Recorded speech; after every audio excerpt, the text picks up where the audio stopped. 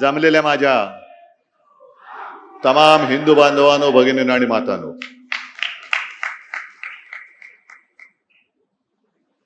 पावसाळ्याची नुकती सुरुवात होते. पावसाळा लांबला होता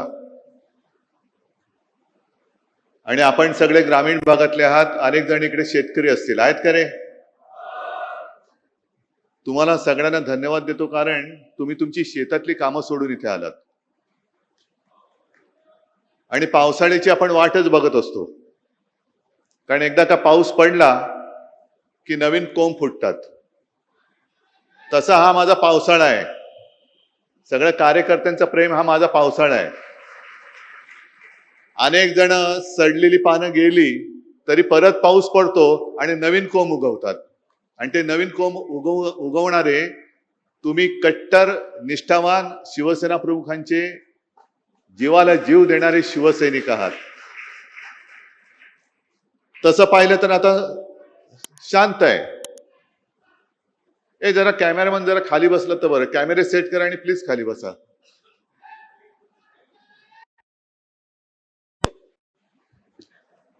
पहिला गद्दाराचा समाचार घेतला,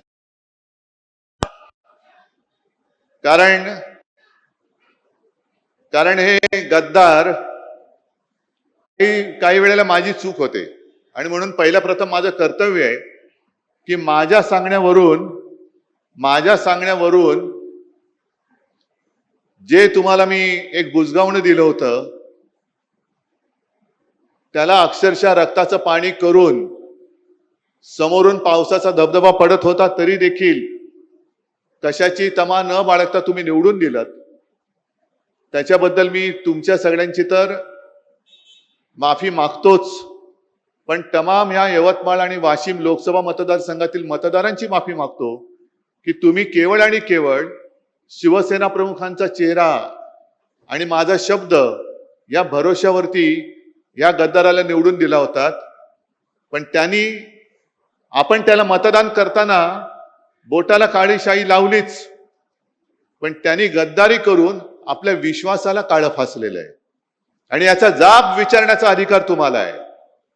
जाब विचारला पाहिजे. शेवटी गद्दारांच्या कळपात गेला. आता गद्दारांचा कळप म्हणजे काय की 3-4 वर्षापूर्वी गद्दार शिरोमणी जो बसला तिकडे मिंदे, त्यांनी 40 आमदार फोडले. आणि या विदर्भामध्ये जेव्हा बैल पोळा होता तेव्हा त्या बैलांवरती लिहिलं होतं 50 खोके एकदम ओके. आता मला सांगा, तेव्हा आमदाराचा भाव 50 असेल, 50 खोके, तर खासदाराचा किती असेल? म्हणजे हा एक धंदा झालाय. निवडून यायचं. असा शेतकरी, आता तू बोललास ना रे दादा, पीक विमा मिळालेला नाहीये, हमी भाव मिळत नाहीये, पण निवडून यायचं, आपला हमी भाव वाढवायचा आणि विकून टाकायचं सगळं काही. मी मुद्दामून एक क्लिप इकडे ऐकवणार आहे तुम्हाला की शेवटी फसगत कशी होते. एक मिनिट थांबा. हे गद्दार खासदार त्यावेळेला काय बोलले होते, कुठे गेले? थांबा. आणि जेव्हा हिंदू हृदय सम्राट वंदनीय बाळासाहेब ठाकरेंचं एक वाक्य मला आजही आठवते की मी वयाच्या 15व्या वर्षी शिवसैनिक झालो आणि त्यावेळेस त्यांनी मला ते कानावर आहे की जेव्हा कोणी संकटात असेल तेव्हा जात पात धर्म न पाहता त्याच्यासाठी आपण धावून गेलो पाहिजे. आज शिवसेना संकटात होती. माझी आई 83 वर्षाची होती. तिनं सुद्धा सांगितलं की शिवसेनेसाठी आपलं जायचं. थोडेसे गदगद झालेले आहात आईची आठवण काढून. तर हो, आता आईची आठवण आलेली आहे. मला सांगितलं होतं शिवसेनेला सहकार्य करा म्हणून आज मोठ्या प्रमाणावर त्या ठिकाणी आईचं स्वप्न तुम्ही पूर्ण करताय आणि म्हणून तुम्ही ठाकरे बरोबर उभे राहिले. हो, बिलकुल ठाकरे साहेब. हे ऐकायला आलं का तुम्हाला? आईला काय वाटेल? आईची शपथ घेऊन जर हे गद्दारी करणार असेल तर खरोखर आईला काय वाटत असेल? आणि चूक आपल्या सगळ्यांची झाली, विशेषतः माझी झाली. आईची शपथ घेतल्यानंतर ह्यांनी पूर्वी एकदा आपल्याशी गद्दारी केली होतीच, तरी परत आले. आणि परत आल्यानंतर तुम्ही आता या टेपमध्ये ऐकलं असेल की जेव्हा कोणी संकटात, अरे एवढे शिवसैनिक असताना शिवसेनेवरती संकट येऊच शकत नाही, तुझी काळजी कर, माझी करू नकोस, माझी करू नकोस. आजपर्यंत एकदा झालं ना, शिवसेना संपली, पक्ष चोरला, चिन्ह चोरला, तरी ठाकरे उभा आहे. मग आमदार फोडल्यानंतर शिवसेना संपली होती, तर तुमच्या विरोधात नाकावर टिचून या सर्व तमाम जनतेने 9 खासदार आपल्या हक्काच्या मशालीवरती निवडून आणले होते. ती फोडण्याची वेळ का आली? त्यावेळेला आपल्याला चिडवलं जात होतं, तुमचे 18 खासदार हे मोदींच्या चेहऱ्यावर निवडून आले, मोदींच्या चेहऱ्यावर निवडून आले. अरे मोदींच्या समोर देशात लाट असताना माझ्या या शिवरायाच्या महाराष्ट्राने मोदींच्या भाजपला आडवा करून त्यांच्या छाताडावरती हक्काचे शिवसेनेचे आणि महाविकास आघाडीचे 31 खासदार बसवले होते. कुठे गेली ती मोदींची लाट? आणि विकास निधी जे काय बोंबलतायत, एकूण 2 वर्षामध्ये लोकसभेमध्ये हे किती वेळा हजर होते? काय आंदोलन म्हणून काय केली त्यांनी? जे आंदोलन आपण केली, शेतकऱ्याला कर्जमुक्त, मी काय उपकार नाही केले, पण एक अनपेक्षितपणाने मुख्यमंत्री पदाची जबाबदारी मला स्वीकारावी लागली. कोणीही मागितली नव्हती, पण मी माझं कर्तव्य मानलं की आपला हा अन्नदाता आहे. सगळेजण म्हणतात मी शेतकऱ्याचा मुलगा आहे, मी शेतकऱ्याचा मुलगा आहे. अरे मग मुलगा असशील तर शेतकऱ्याच्या मुलाच्या निष्ठेला जाग ना तू, का शेतकऱ्याची गद्दारी करतोयस? पण कोणी न मागता मी माझं कर्तव्य म्हणून जे काही करता येणं शक्य होतं, 2 लाखापर्यंतची पीक कर्जाची जी काही रक्कम होती ती त्यातनं मी मुक्त केलं होतं. शेतकऱ्याला मिळाली होती की नव्हती एवढं मला सांगा. काय त्रास झाला होता? नाव काय, अमुक काय, तमुक काय, हे काय, जन्म कधी झाला, जन्म झाला की नाही झाला? अरे समोर उभा आहे तरी विचारतो जन्म झाला की नाही झाला? यांची फसवणूक करण्याची जी काही वृत्ती आहे ही सगळी गद्दार वृत्ती आहे. म्हणजे आता मी मध्यंतरी वाचलं, तुम्ही पण वाचलं असाल, आता आपल्याकडे ते SIR सुरू होत आहे.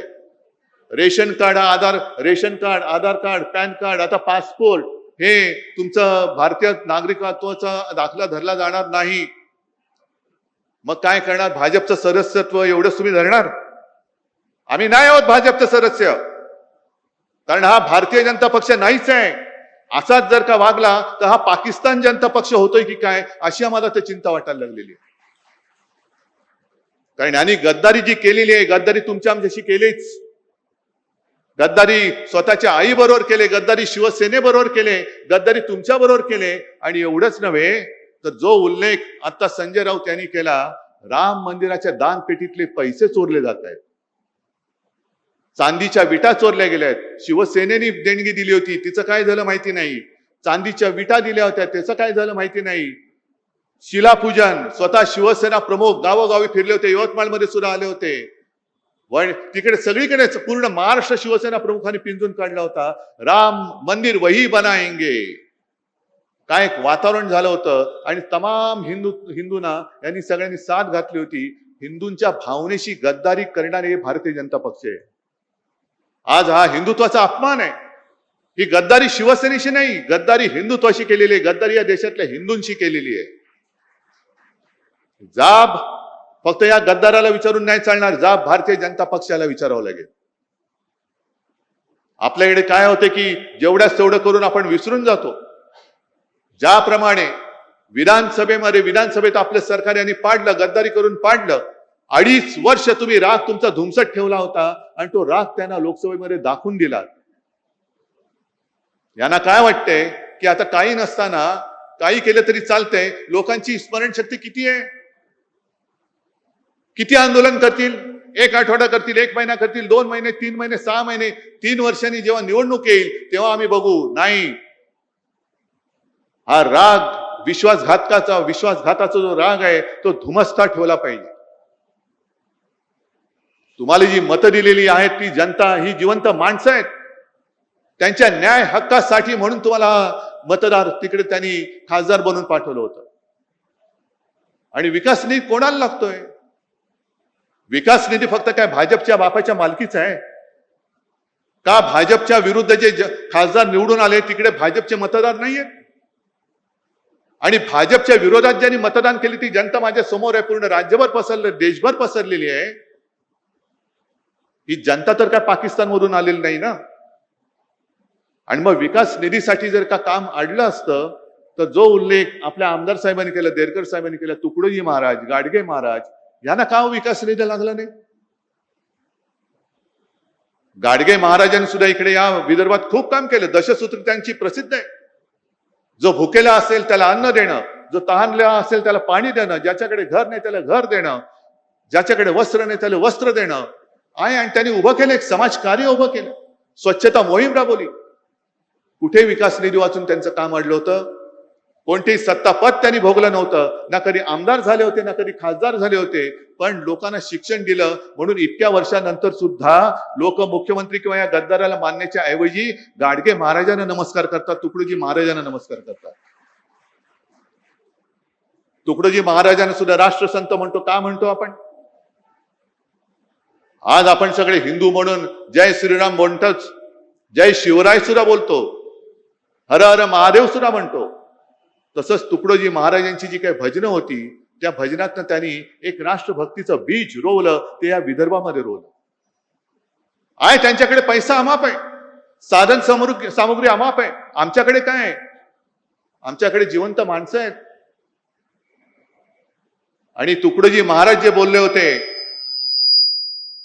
तुकडोजी महाराज जे बोलले होते, जे शब्द, कदाचित शब्द मला आता पूर्ण शब्दाची आठवणार नाही.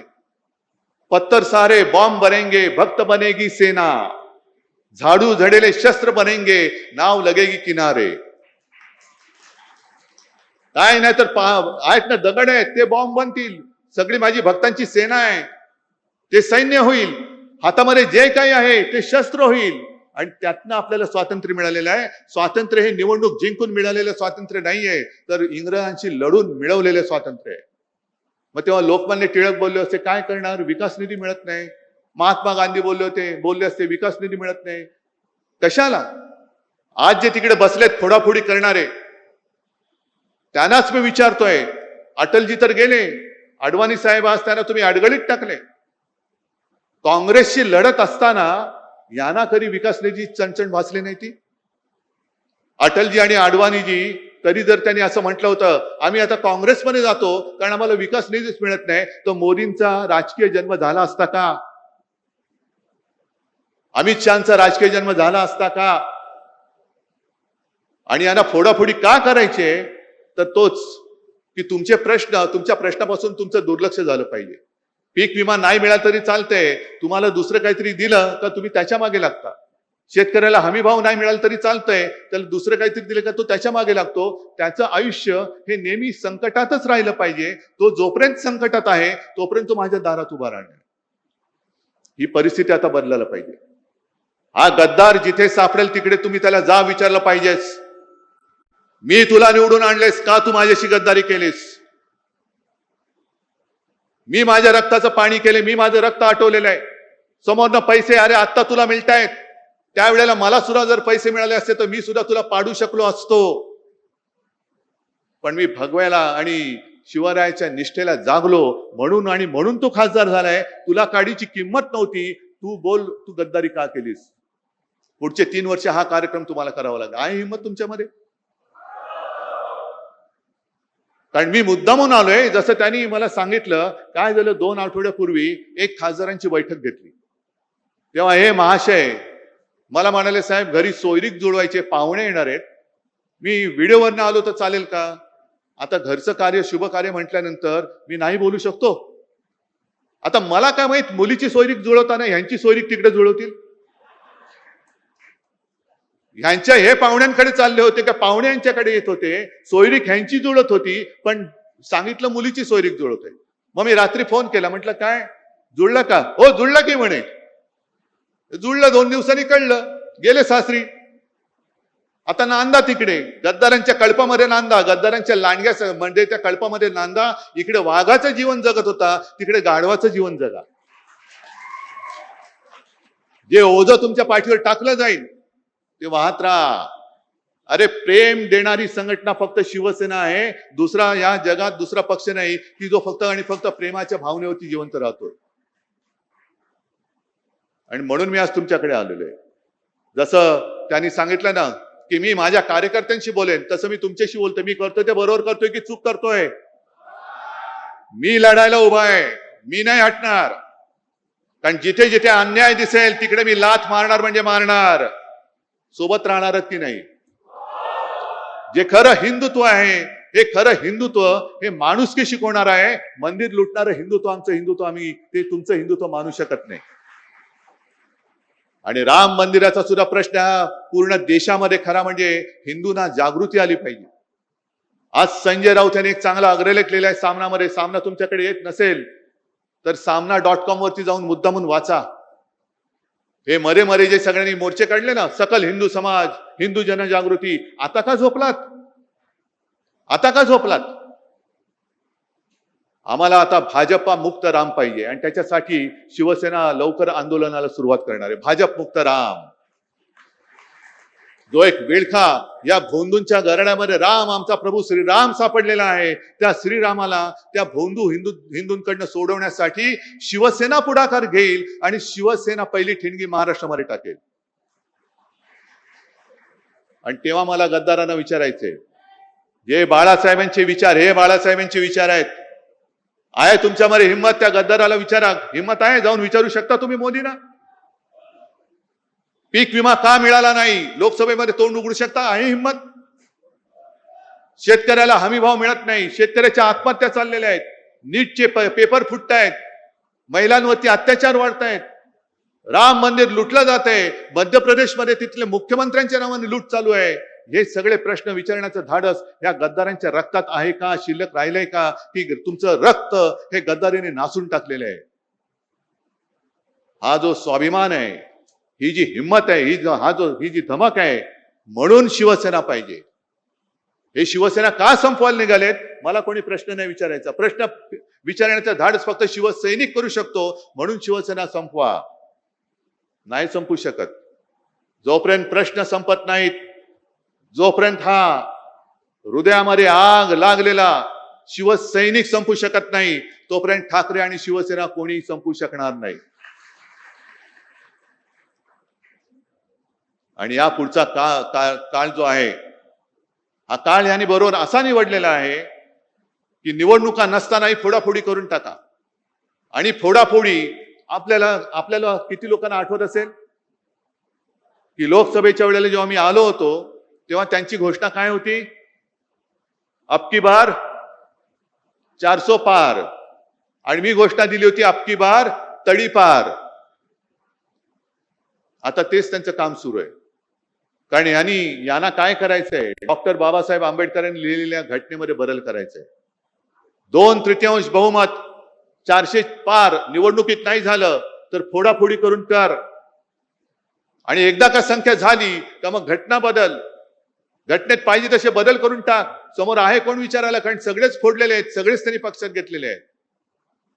ही सगळी गुलामगिरीची राजवट आणि हुकुमशाहीची राजवट ही रोखण्यासाठी बाकी देश उठेल तेव्हा उठेल, पेटेल तेव्हा पेटेल, पण निदान साधू संतांची परंपरा लाभलेला, उगाच आपण बोलत नाही शाहू फुले आंबेडकर, छत्रपती शिवाजी महाराज, तो परंपरेला लाभलेला महाराष्ट्र हा जागा राहणार आहे की नाही? आणि त्यांच्या समोर उभा राहून त्यांना प्रश्न विचारणार आहे की नाही? हा प्रश्न मी तुम्हाला विचारतोय. हे काम एवढं सोपं नाहीये. नुसतं गद्दार झाला म्हणून त्याला 4 शिव्या दिल्या नाही. त्यांनी गद्दारी का केली? तर तुमचं स्वातंत्र्य हिरावून घेण्यासाठी तो त्या गद्दारांच्या कळपात सामील झालेला आहे. तुमचं स्वातंत्र्य तुम्ही कोणाला असं हिरावून देणार आहात? मग आजपासून कामाला लागला पाहिजे. पुढचा खासदार हा पुन्हा एकदा आपल्या भगव्याचा कट्टर शिवसेना एकच. गद्दार सेना म्हणजे शिवसेना नाही. कोणी उपरा आला आणि कोणाचंही नाव कोणाला दिलं आम्ही मानायला तयार नाही, उपऱ्याला मानायला तयार नाही. शिवसेना फक्त एकच, भगवा फक्त एकच. आणि त्या भगव्याचा शिवसेनेचाच खासदार 2 वर्षांनी 3 वर्षांनी, कारण हिंमत तर होणार नाही राजीनामा देण्याची, जेव्हा केव्हा निवडणूक होईल तेव्हा परत आपला खासदार निवडून आणण्यासाठी आजपासून तयारीला लागा. आहे तयारी? जरा जोरात सांगताय? नाही, एवढा जोर आला पाहिजे की छप्पर उडाला पाहिजे, दिल्लीपर्यंत पोहोचला पाहिजे हा आवाज. बोला एकदा. चला, तुम्हाला सगळ्यांना मी खास धन्यवाद देतो आणि नम्रपणाने सांगतो की जोपर्यंत तुम्ही माझ्या सोबत आहात तोपर्यंत मी कोणाला घाबरत नाही. जोपर्यंत तुम्ही माझ्या सोबत आहात तोपर्यंत कोणी किती प्रयत्न केले तरी ठाकरे काय शिवसेना ही कोणी संपू शकणार नाही. आणि तो विश्वास माझ्यात आहे आणि त्या विश्वासाच्या जोरावर या अन्यायाला तोडून फोडून टाकल्याशिवाय मी राहणार नाही. एवढं एक वचन मी आपल्याला देतो आणि आपली रजा घेतो. जय हिंद, जय महाराष्ट्र.